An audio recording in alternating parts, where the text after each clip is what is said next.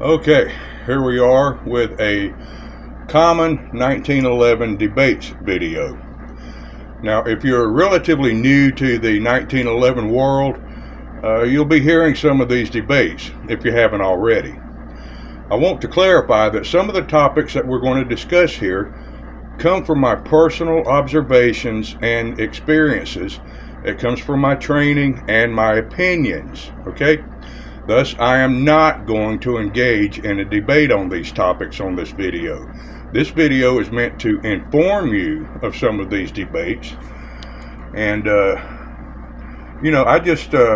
simply add my thoughts or beliefs to them, okay? You can take it or leave it. Frankly, I was very hesitant to do this video at all. I put it off for quite a while now. In a lot of my earlier videos, I spoke out against much of the poor teaching and training put out on a lot of YouTube gun videos, and against some of the popular but wrong information and techniques. But, at this point, I'm relieved to say that I think that I have already addressed most of the controversial issues in the gun community, and have only a very few of them remaining.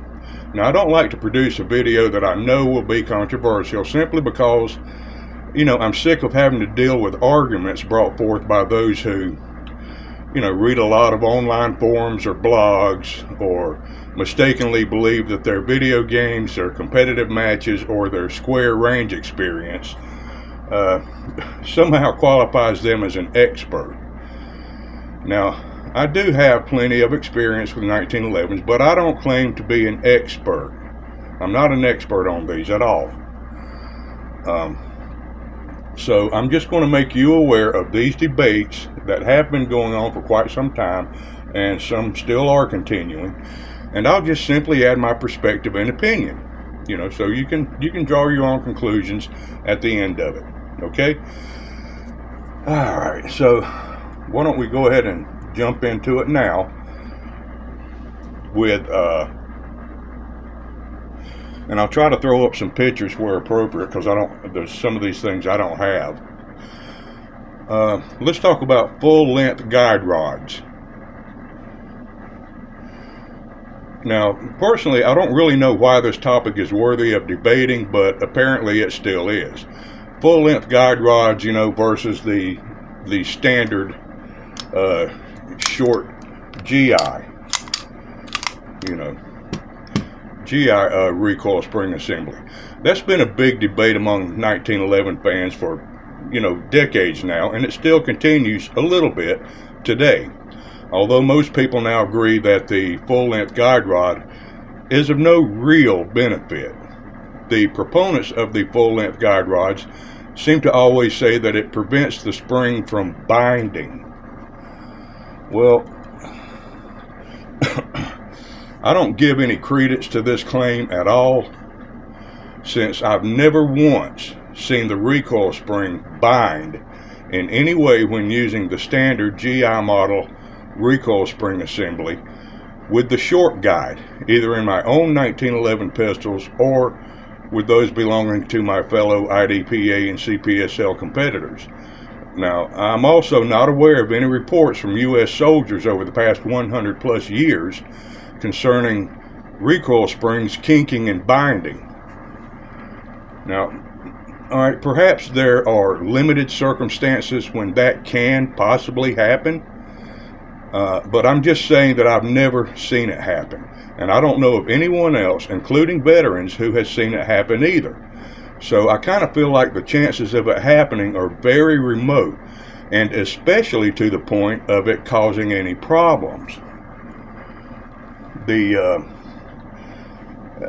spring actually has very little room for the free movement needed to kink or bind.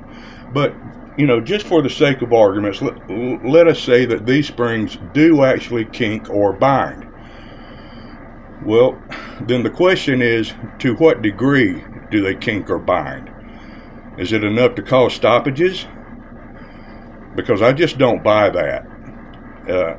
Now, it might also be useful to know that the full-length guide rod can create some drag due to more friction. But in general, this shouldn't really cause a problem.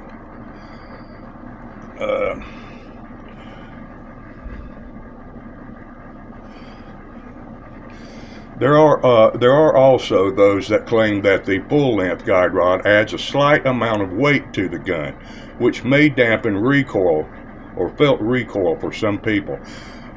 Now this makes much more sense to me. No doubt it would add some weight, and we know that weight affects recoil impulse. Personally, I've never noticed, I've never really noticed a difference in the recoil impulse. It's not just enough added. It's just not enough added weight, I don't think, to really make a noticeable difference. At least for me. Now, for you, it might, and that's okay. Now, although I don't see any practical use or purpose for full-length guide rods, I can't say that they have any persistent negative effects either. But personally, I just view those as one of the many gimmicks that they have for sale. All right. Here's one.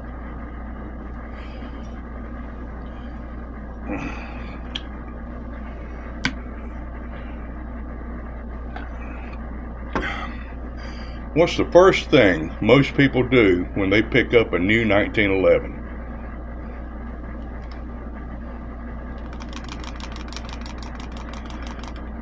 Right?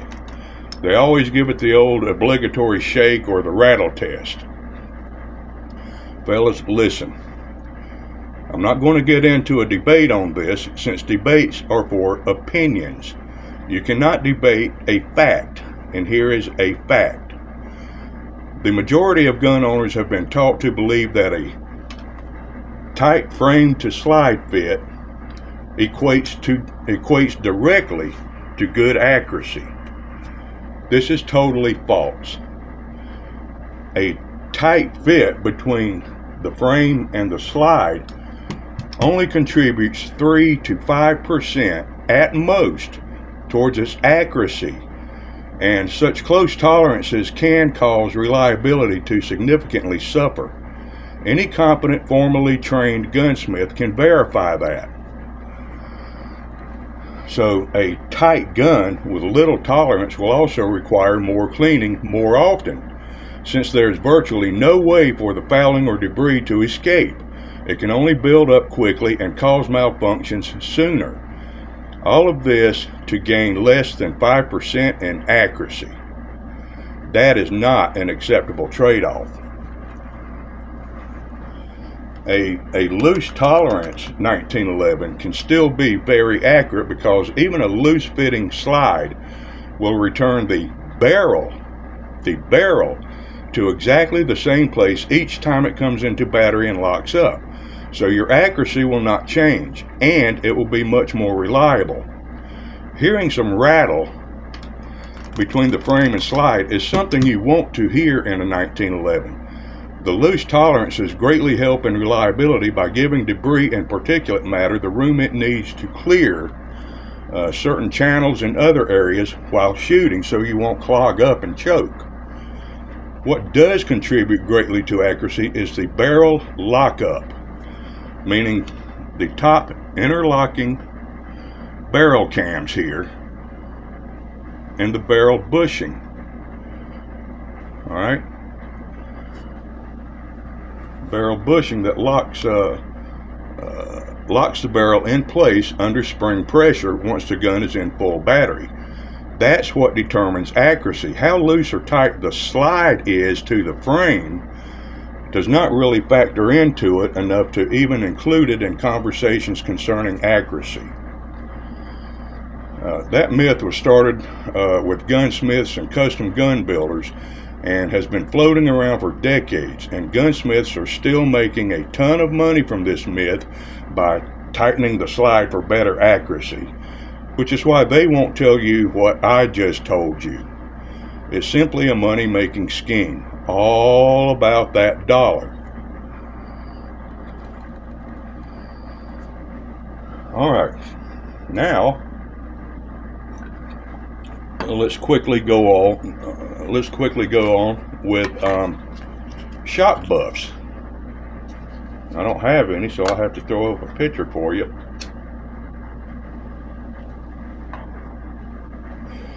Alright, shock buffs. Why? Well, to prevent damage or wear on the impact points of the frame and slide. That's what's always argued. Well, that's just silly.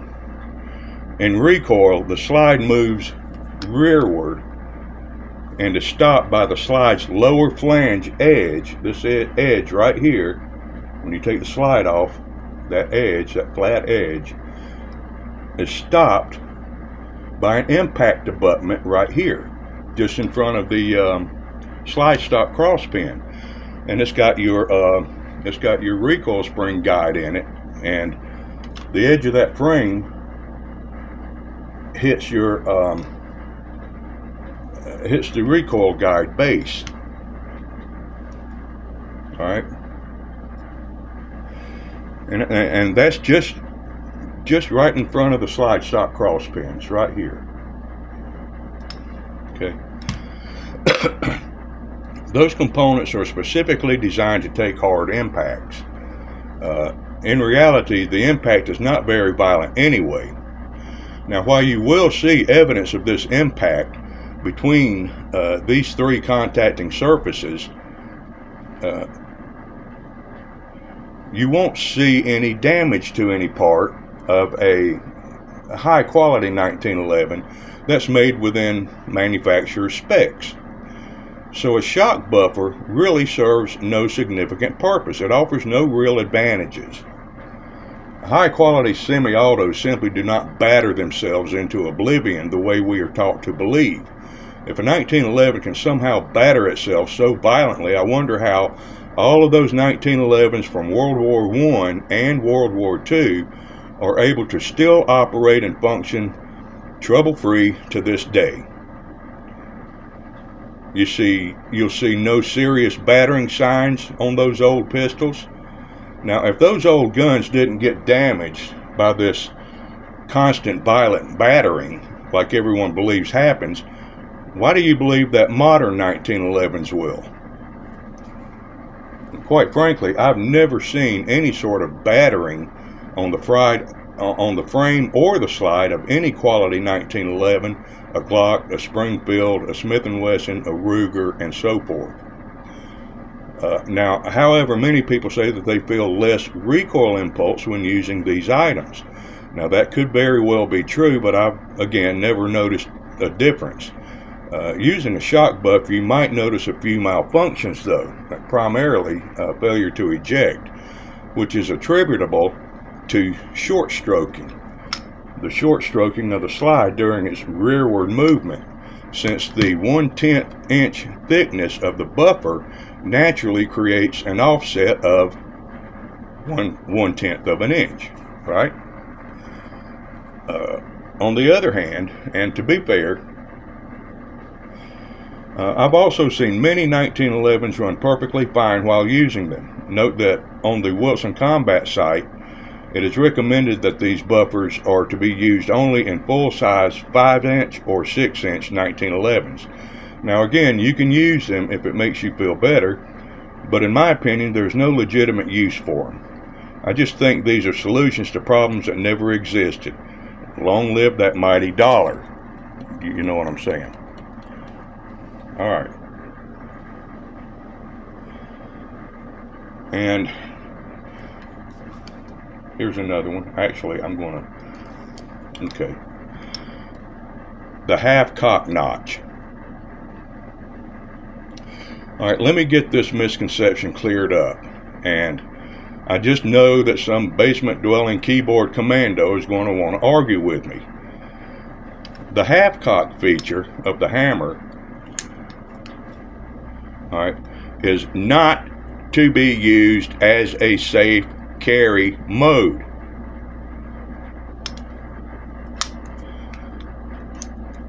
The half-cock notch, which is also called the interceptor notch in the hammer, is nothing more than an internal fail-safe feature intended to prevent the hammer from striking the firing pin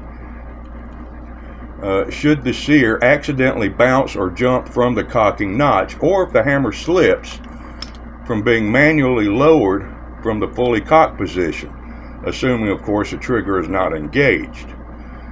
It is not intended to be manually engaged and carried this way.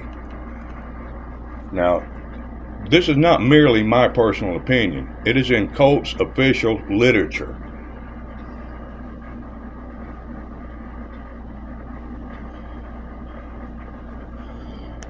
Now, don't you feel stupid for arguing now?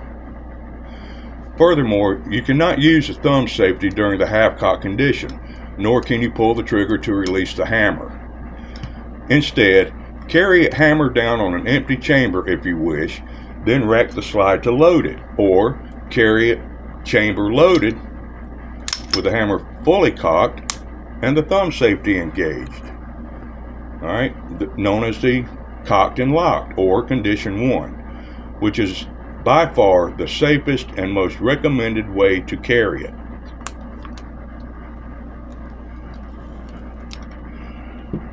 Alright, that's all for now.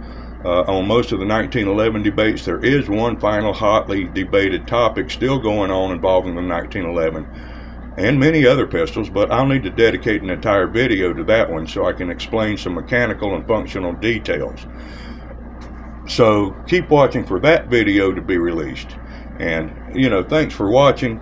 I'm Antonius, and I'll continue shooting it straight next time. Dopo amici.